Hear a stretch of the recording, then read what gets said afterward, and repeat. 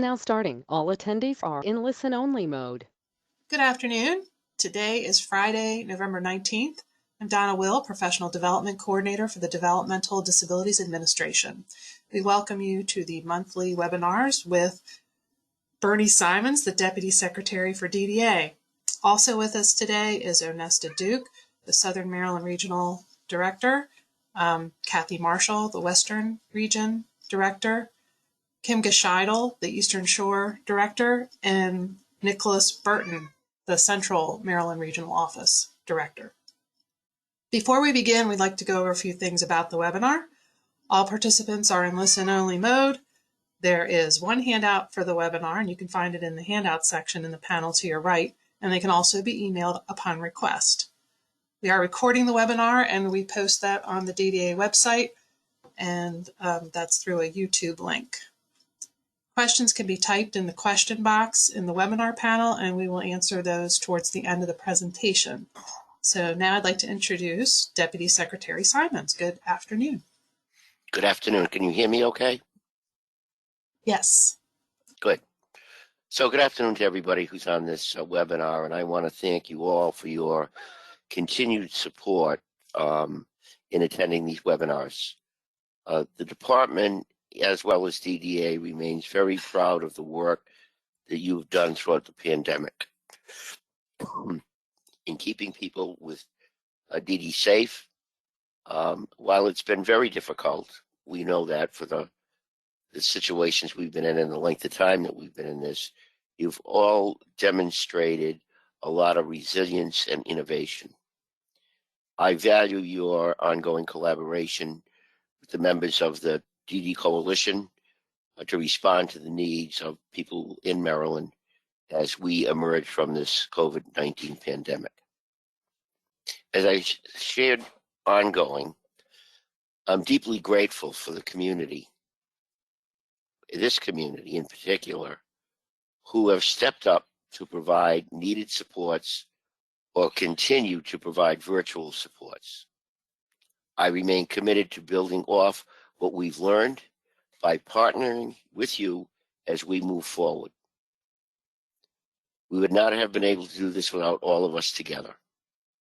Again, thank you for your continued support and joining me during these webinars so we can stay in touch with each other and be able to provide you with the most current information.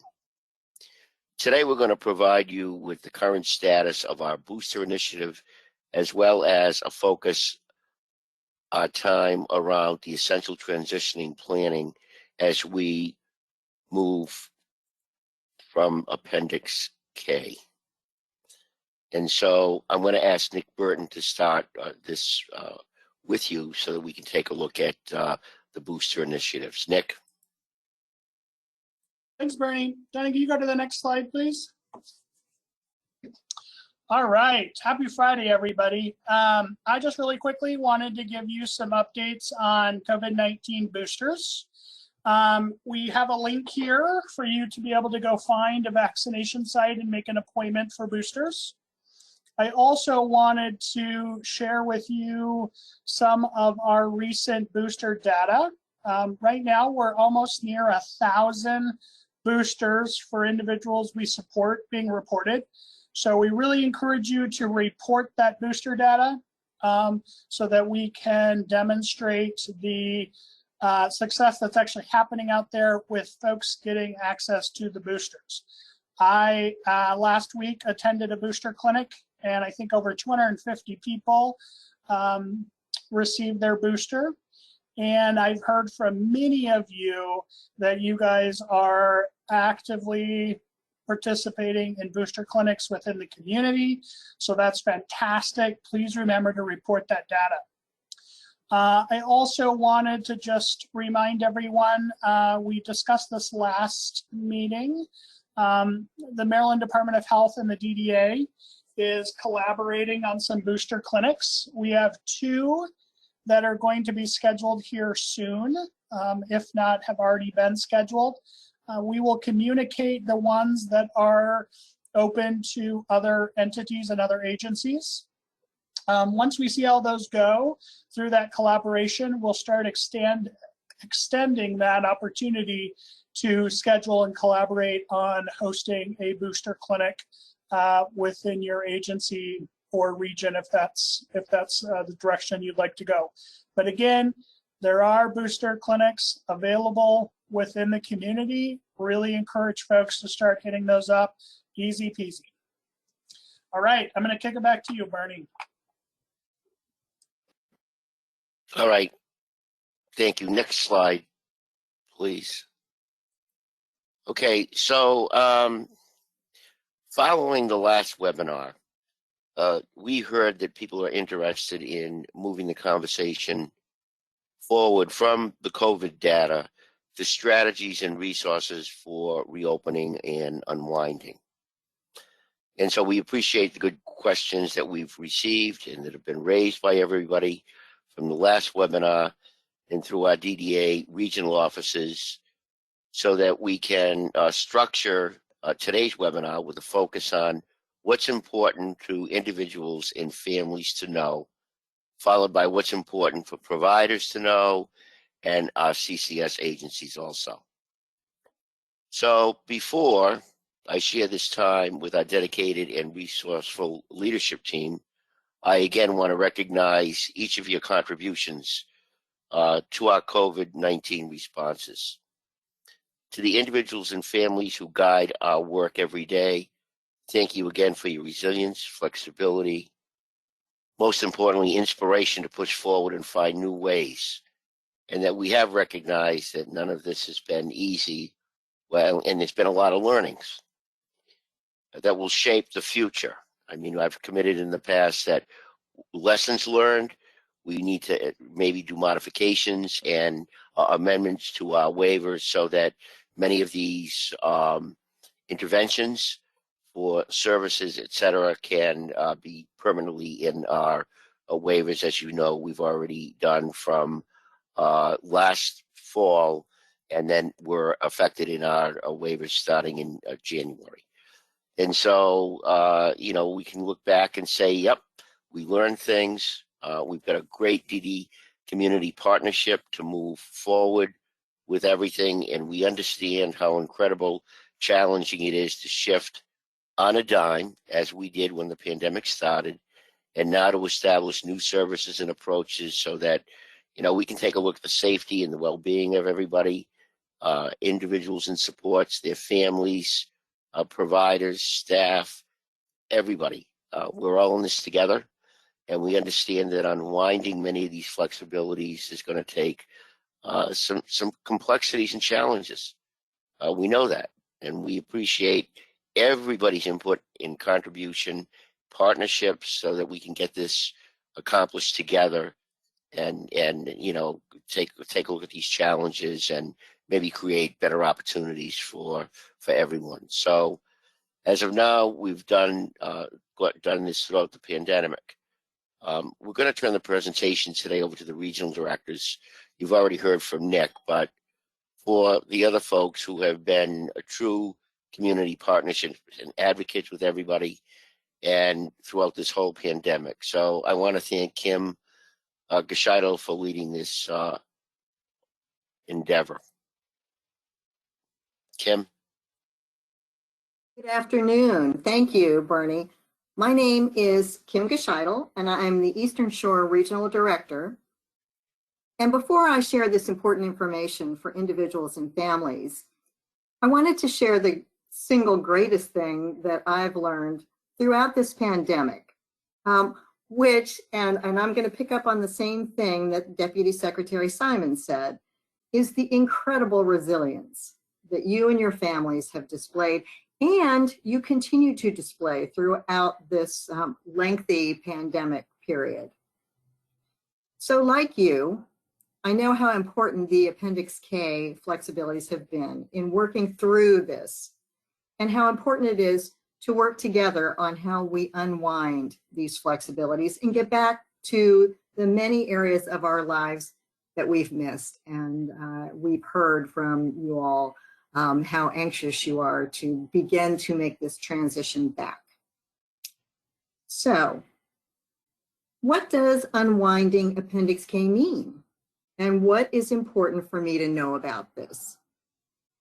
So Appendix K is the approval from the Centers for Medicare and Medicaid, also known as CMS, to use a number of flexibilities which supported us during the COVID-19 pandemic.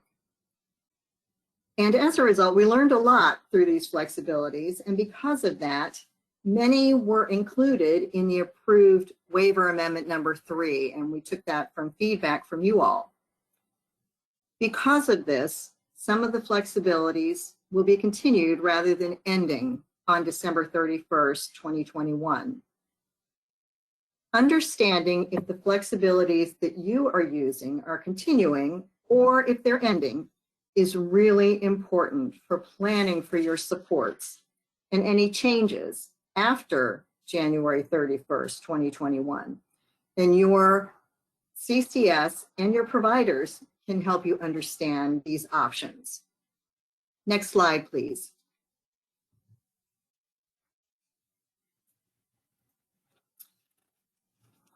So what recommendations or advice do you have as I am thinking about services that I or my family member will need after December 31st, 2021? And so areas that might be important for you to think about as programs and services are reopening or are increasing their attendance include: how comfortable am I with being back in the community and or with groups, and how large a group am I okay with? How do I feel about transportation with others? Or if transportation is still limited, can my family or someone else I know help me with transportation? How do I feel about being with staff or other participants who may not be fully vaccinated? Are there any activities or services that were used during the pandemic that I would really like to continue? And if so, what type of schedule might work best for me? Did I benefit or enjoy receiving any supports virtually? Do I want to continue to receive some of my supports virtually? Next slide, please. So this question has come up a lot. Family members as staff can and will, for many services after the Appendix K ends, will be continued. So if I have hired family members as staff during the pandemic, what do I need to do before the end of Appendix K? Because the DDA's waiver amendment number 3 keeps the hiring of staff for a number of services, it's important to work with your CCS to figure out how this applies to your interests and your services. If you are self-directing your services and you want to continue to employ your family members as your staff after December 31st, 2021, you will need to be sure that they have all of their required trainings completed. And that's completed before December 31st, 2021. This training requirement for family members had been waived during Appendix K, so this planning is really important.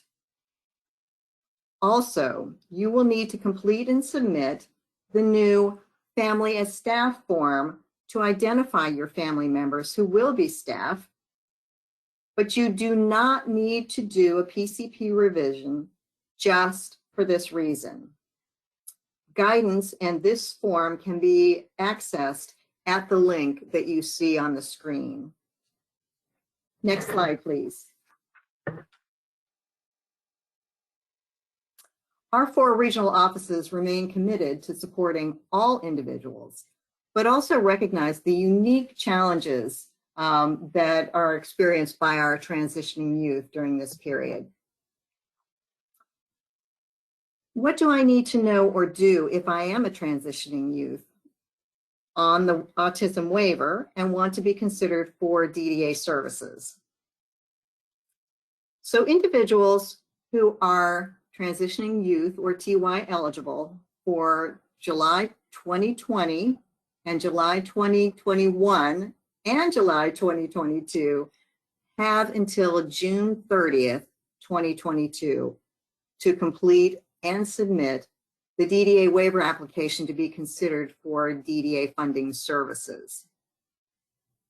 The Appendix K for the autism waiver, which is different than the DDA's Appendix K, extended the enrollments in their waiver through the end of the state of emergency, even when a TY had concluded their entitled educational services.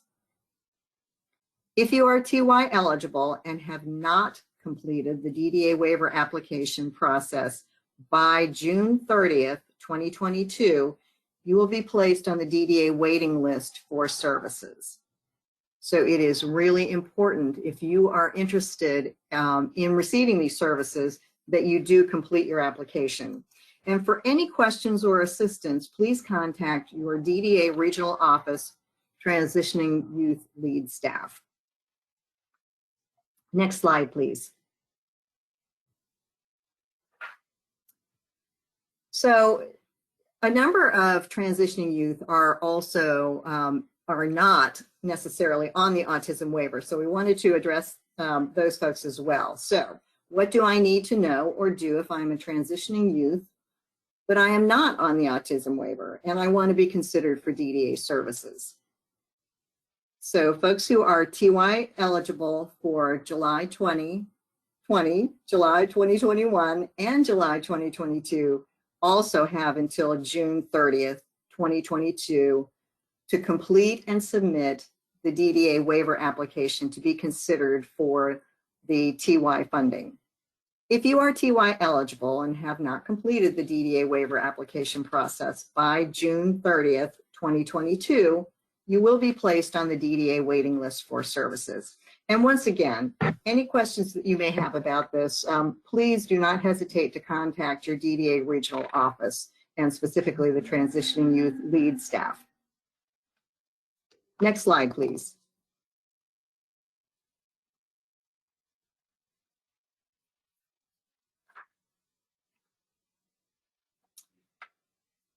So, do I need to update my PCP before December 31st, 2021 if I want to continue to employ family members hired during the pandemic? Now, I know I mentioned this earlier in this presentation, but there have been so many questions about this that it bears repeating. So I want to be clear, no, you do not. The DDA has worked with our SDAN, our Self-Directed Advocacy Network partners, and together developed a new family as staff form to identify these family members. This can be used in place of a plan revision. These forms can be accessed at the link that you see on the screen here. Next slide, please.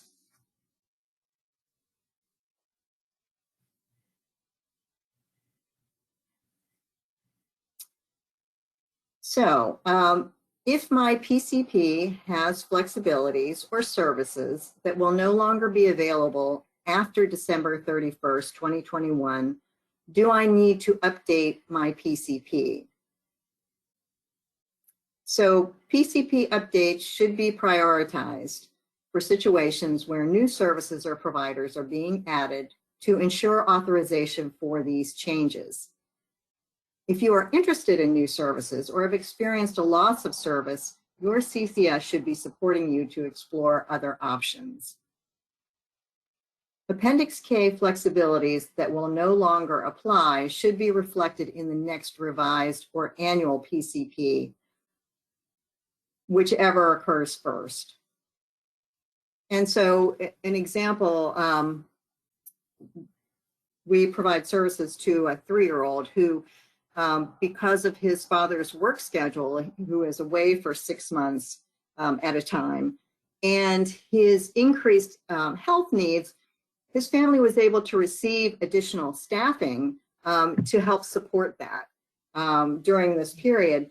And so that was able to subsequently be included in his next PCP, going in his annual PCP, which was just recently held. Next slide, please.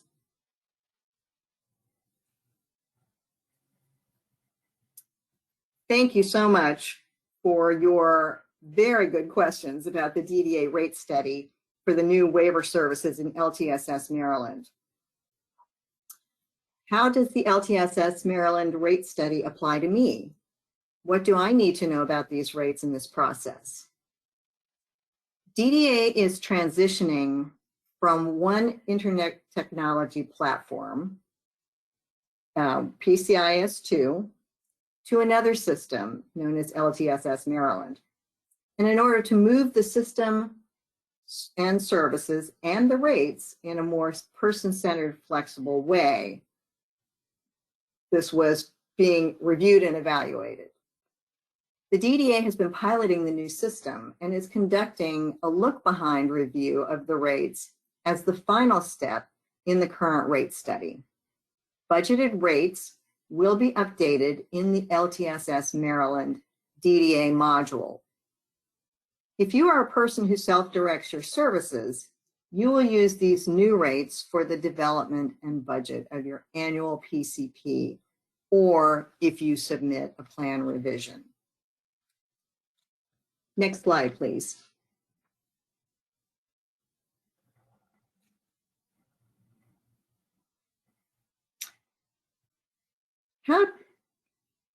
How does the ARPA funding apply to me and my services?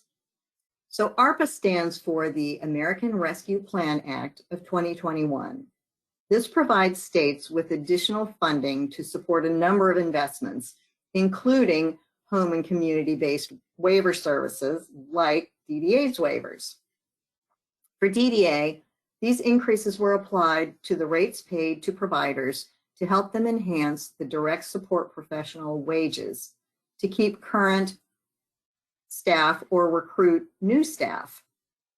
These funds will also provide grants to DDA providers to help them with their critical reopening efforts, and you'll hear a little bit more about that, as well as to support them in other areas such as staff training and their transition into the LTSS Maryland.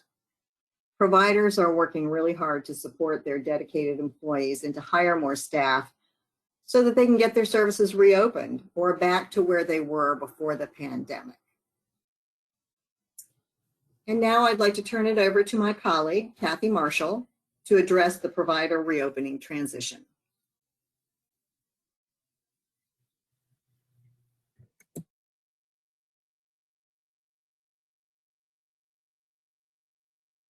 Thank you, Kim.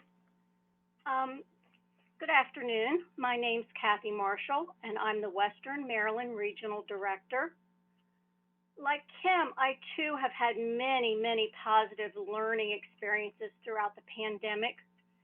For me, my single greatest learning was how providers developed very individualized responses and plans to each and every individual and family, and then took the time to share and work with each other around strategies and innovations that both worked and didn't work. The providers have gone on, they're a remarkable group, to work with each other so as we begin reopening, no individuals are left without services or supervision. In planning for our reopening and transition for the unwinding of Appendix K, I want to start with questions that have come in from providers around the ARPA funding. So the first question is the ARPA 5.5 retroactive increase a one-time increase? The 5.5% retroactive increase in PCIS2 will provide a one-time increase to the base of rates for eligible services, which will carry forward in the rates. For targeted case management supports in the LTSS DDA module, this is also a 5.5 rate increase effective 11/1/2021 that will carry forward. Will providers who are waiting for error updates that are being processed receive the 5.5% increase? Yes. Please see the recent communication sent via PCIS2 on 11/9/2021 that details timelines and processes for both error updates as well as certifying your attendance to be eligible for these increases. Next slide, please.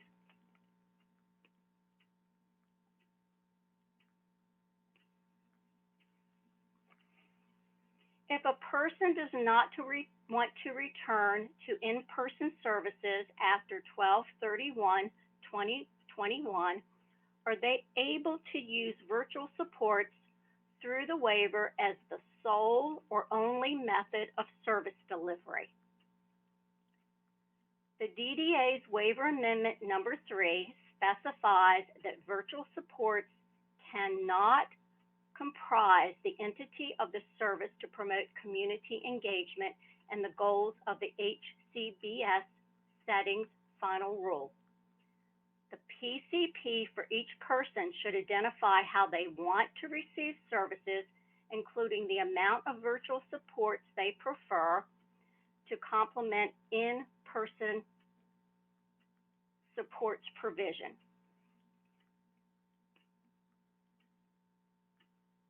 Next slide, please. What happens after 12/31/2021 when a person receiving residential supports also wants virtual day supports? Can they get 2 waiver services at the same time? Meaningful day service and residential dedicated supports cannot be provided at the same time. Waiver Amendment number 3 provides the use of dedicated support or shared hours or add-on hours prior to and after meaningful day virtual supports. If use of dedicated supports, shared hours, or add-ons is not in a person's plan, these services do need to be included and approved by completing a revised PCP. The DDA is working on billing guidance for providers and PCIS2 to support this approach. Next slide, please.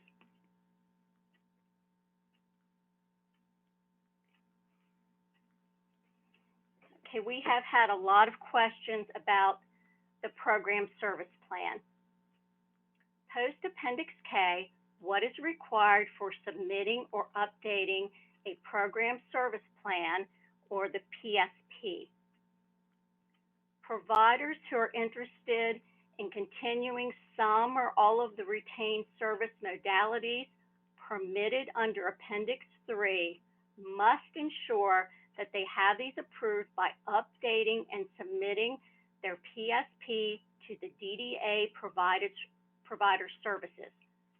These requests must be submitted before 12/31/21 in order to continue these after the Appendix K. The DDA remains committed to working with providers through this process for providers who have submitted by this due date. Examples of required PSP updates: shared dedicated hours, virtual supports, and supports during an acute care hospital stay.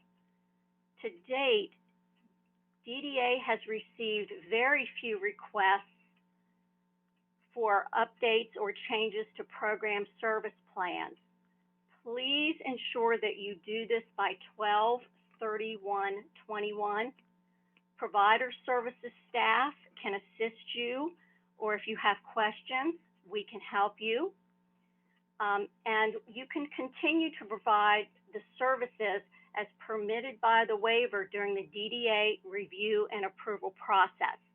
So as long as you get that request in by 12/31/21, you will be able to continue that service while we work on the review and approval process. And just to note, 12/31/21 is a Friday. Next slide, please. is the flexibility for 1 hour of meaningful day service to bill for the full day continuing, or when will this end? The current emergency regulation and the approved Appendix K provides the authority for providers to deliver fewer than the minimum hours required for billing for meaningful day services.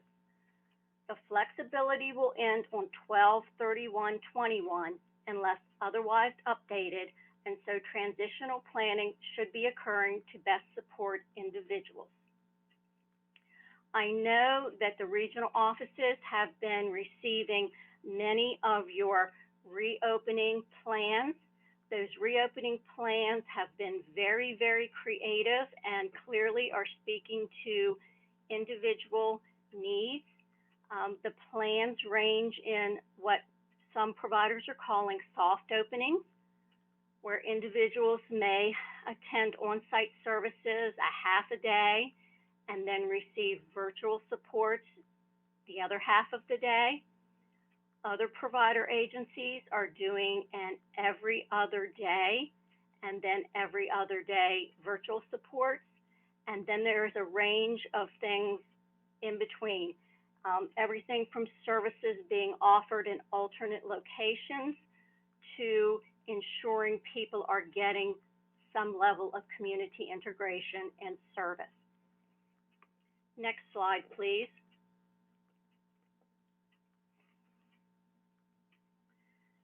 This information is very important. Appendix K and reopening transitions, we have been sending out surveys twice monthly for reopening.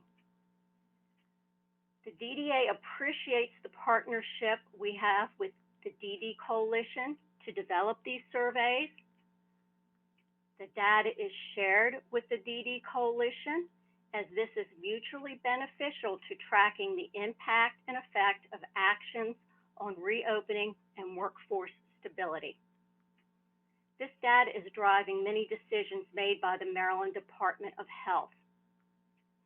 As of November 15th, the direct support professional, DSP, vacancy rate in the 5 meaningful day services is reported to be 30.6%, with a response rate this period of only 31% of providers reporting.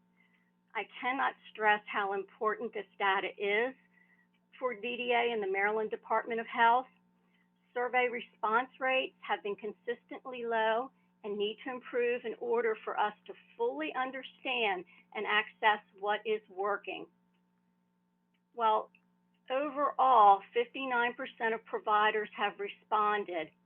Only 1/3 of the providers are completing the survey each time. Providers need to update their data twice per month or check the box that says their data remains unchanged from the most recent survey. And now I'm going to turn this over to my colleague Anesta, who will focus on key areas for the coordinators of community services. Thank you, Kathy. Good afternoon, everyone. My name is Onesta Duke, and I'm the Southern Maryland Regional Director.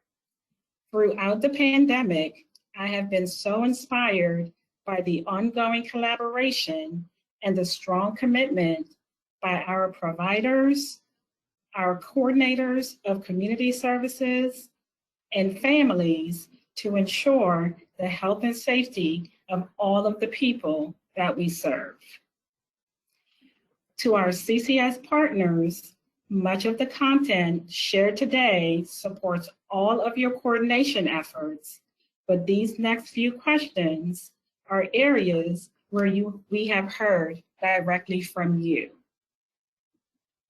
The first question is, do all person-centered plans need to be revised to remove Appendix K flexibilities after they expire? No, they do not. These updates to remove services or flexibilities can be done during the annual person-centered planning process or when a plan revision occurs. It remains important, however, that plan revisions do occur to add any new services or providers to ensure authorization for these additions. Next slide, please.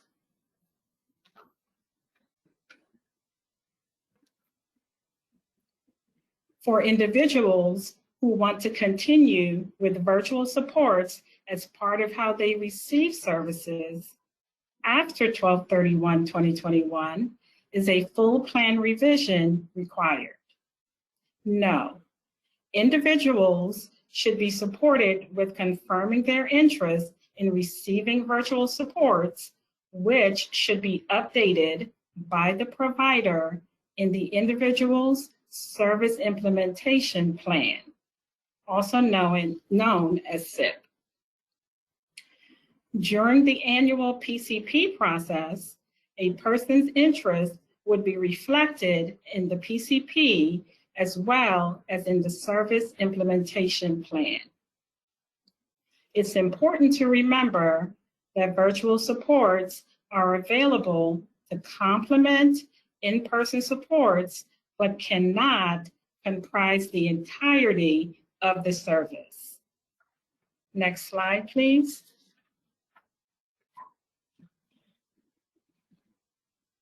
Waiver Amendment number 3 provides new access to some supports when a person is in an acute care hospital.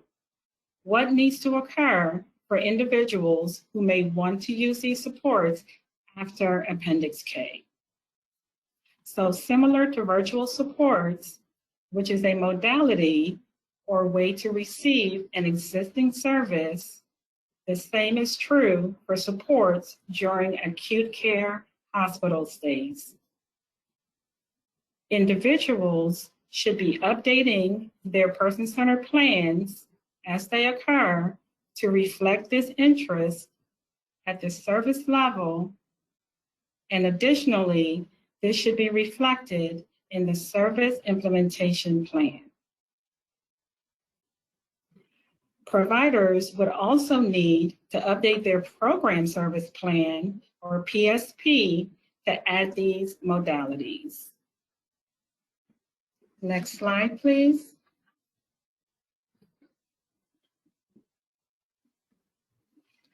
To support reopening and transition planning, are full team meetings expected before 12/31/2021? No, unless there are significant changes anticipated. Through monthly monitoring visits and contact, individuals should be supported around how they are utilizing various flexibilities that may be ending with the Appendix K. In addition, individuals should be supported around considerations for services and programs that are reopening. For example, are they interested in resuming group activities? What are their preferences for transportation, and how do they feel about unvaccinated staff or other participants? Next slide, please. Okay.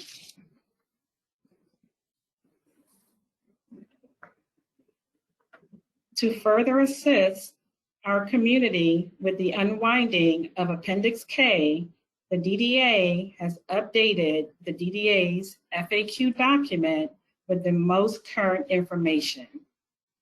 As a reminder, you can access the FAQ document on the DDA website by clicking on the What's New at DDA option, which is located on the right website panel, and by scrolling down to the frequently asked questions. To best support you in using these FAQs, we have moved older FAQs that are no longer current into an archived FAQ document that is currently available to you on our DDA website. Next slide, please.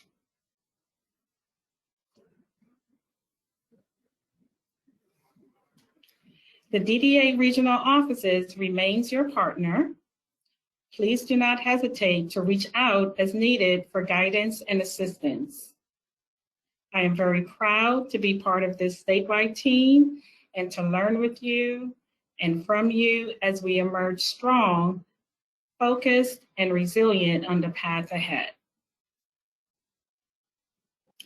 Today, you will be receiving a notification that the DDA will be conducting a webinar on Monday, November 29th from 12:30 to 1:30 p.m.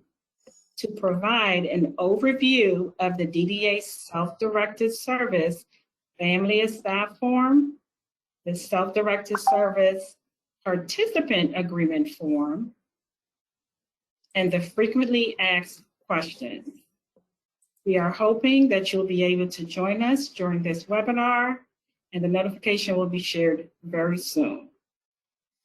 Again, thank you all for all that you're doing. And now I will turn this over to Deputy Secretary Simons for closing statements. Well, again, I want to thank everybody who presented as well as everybody who participated in this webinar. Please remember that we're going to be doing these webinars on a monthly basis. The slide has the link where you can share it with your colleagues, family members, participants, and after registering, you'll receive a confirmation email with information about how to join the webinar. Again, thank you for attending today's webinar, and more importantly, for sharing your questions in the chat box. And as always, I value, and as well as my team, all of the feedback, so that, as I said, since day one, my first webinar with everybody, and for those of you who've been with me on every single one, thank you. And for those who didn't have the opportunity to be due to conflicts, that's great. That's why they're recorded, and you can see them on our website. So again, I want to thank everybody for their feedback, and we'll review and respond to questions. And if we don't get them all today, we put them in the DDA's FAQ document. And with that, I just want to wish everybody a very happy and healthy Thanksgiving holiday ahead. And as we all remain tremendously thankful for our dedicated DDA community. So with that, I think we can possibly go to questions. Thank you, Bernie. Appreciate that. So Robert, I have some questions for you here.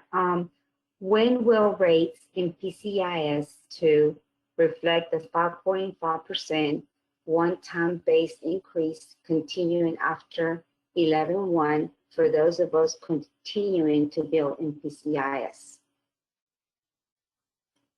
Thank you, Patricia. Can you hear me okay? Yes, we can. Okay, great. Thank you. So just to repeat the question, when will rates in PCIS 2 reflect the 5.5% one-time ARPA increase? So we deployed the rates to the test region. Once we finished the testing, then we plan to do another quality assurance check, and shortly thereafter, we will update the rates in the system in PCIS 2. Our goal is to have that completed no later than the end of December, and that timeline also accounts for any, the holidays and things like that. So we may have completed that task even sooner. Great, thank you, Robert. The next question is, not all error reports have been processed by DDA yet. So we could file cost reports now with attendance for PCIS 2. The attendance for PCIS 2 will change once all error reports are filed. How do we handle this or filing cost reports timely when not all error reports have been processed? Thank you. So, we understand this impact, and as such, we have made processing the fiscal year 2021 error updates a priority.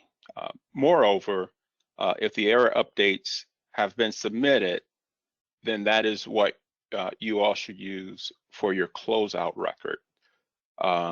We will use the error updates as well for final reconciliation and to help explain any variances that we may see. Thank you. The next one is most financial statements include LTSS in normal revenue. In instructions for the cost report, it states that we need to report DDA-related revenue and expenditures as a separate line item on the audited financial statement. This has not occurred since guidance was given, and it doesn't follow GAAP requirements. Does this mean on the cost report, it needs to also be reported separately? What about the fees and days attestation? Sure. So, and regarding the question, does this mean on the cost report it needs to also be reported separately? No. What we are just asking you to reflect, to do is just to reflect it on the financial statement as you would any other streams of revenue. There is no reconciliation involved, so it does not get reported on the cost report. In addition, if you are billing in LTSS, you would also give us a copy of the 3 audited financial statements. Thanks, Robert. The next one goes back to the 5.5 increase. This person wants to know, is the 5.5 increase based on add-on rates? So the 5.5% increase was applied to, will apply to all of the qualified rates and PCIs that are part of an, that are part of an approved waiver service. Okay. When can we expect to see proposed rates for employment services? Sure. So we are very near completion with the calculation of the budgeted rates. And so as soon as we have completed that exercise, we'll be, putting together a communication document that we will release to the provider community, within the near future. Thank you, Robert. This is a bit long one, so I'm not really slow. Is with personal support billing in LTSS, we have noticed that a lot of MDH resubmissions for correcting rates were rejected due to being double adjustments. We have a geographical differential, which means to be a part of this issue. What is the best process to take to get these issues resolved, as we have not yet gotten paid for any double adjustment situations that we've encountered so far? And the help desk reference a DDA manual list, but will not elaborate. Sure. Why don't we take that question offline, Patricia, so that we can collaborate with our colleagues from Medicaid Provider Services. Sounds good. And then some folks wanted to know the name of the TY transition youth leads in each of the regions. And so, Kathy, do you want to share who your lead is, or TY lead from your region is?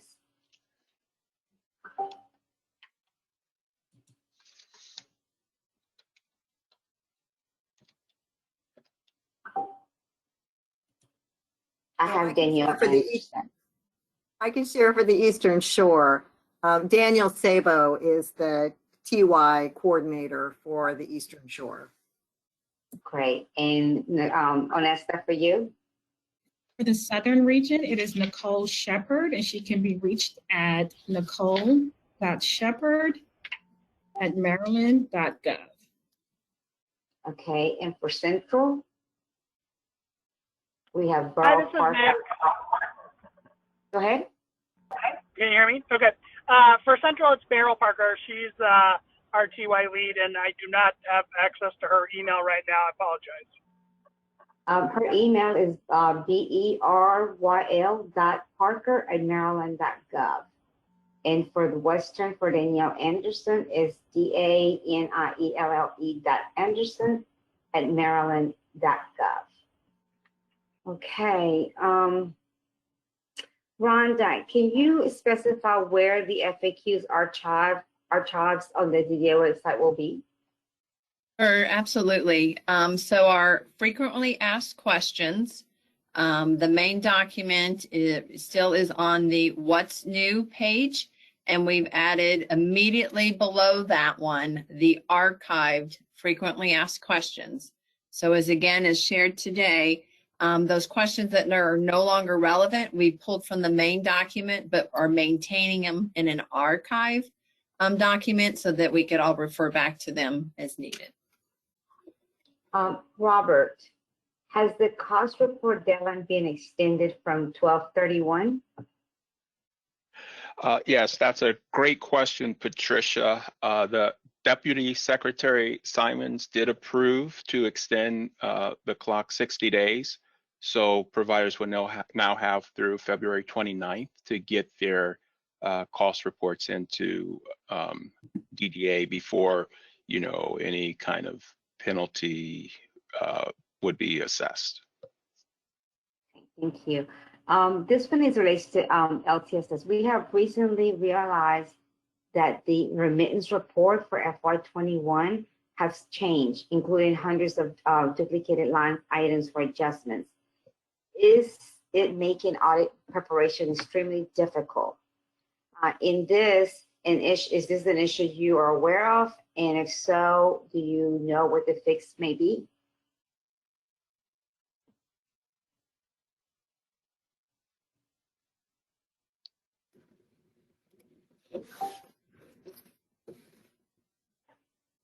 Robert, if you speak and we can't hear you. Oh, no, I'm sorry, Patricia. What was the question? This is an LTSS. We have recently realized that the remittance report for FY21 have changes, including hundreds of duplicated line items for adjustment, and it's making an audit preparation extremely difficult. Is this an issue that you're aware of? And if so, what is the plan to fix this? Great. No, thank you for that question, Patricia. And no, that's an issue that I'm not aware of. So I'm going to follow up at the conclusion of this webinar. All right. And then this one has to do with rates and audits for you, Robert. Where is the document telling us the rates of 4/21 FY21 cannot be closed accurately without this information and the audits are delayed?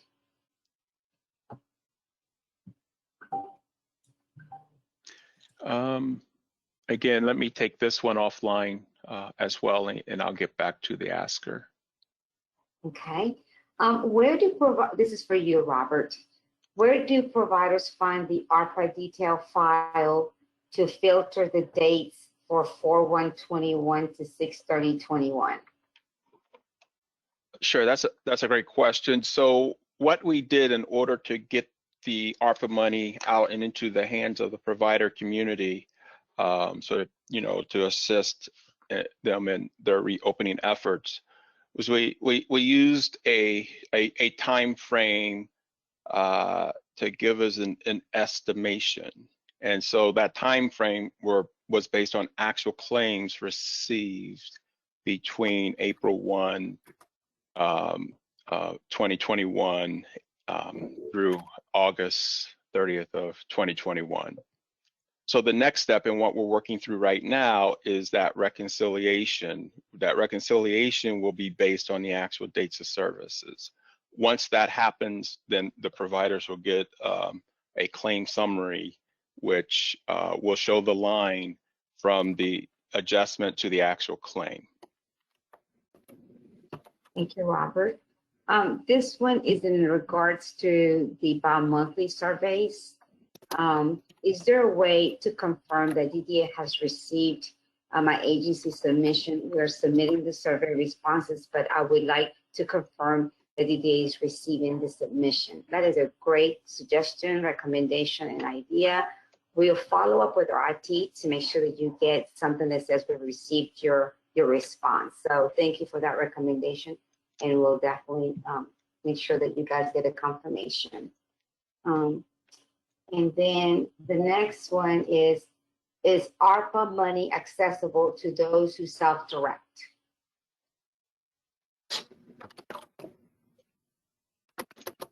Robert.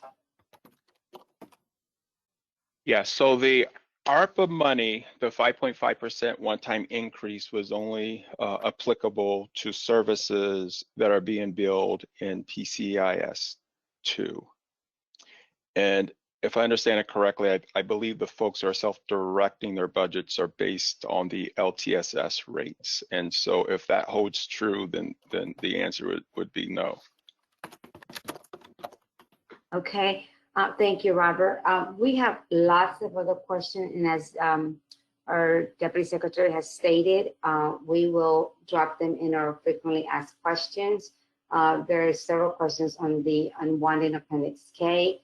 We're going to make sure we have it all vetted, and we will make sure we get this answers to you as soon as possible. So Bernie, I'm going to throw this back to you.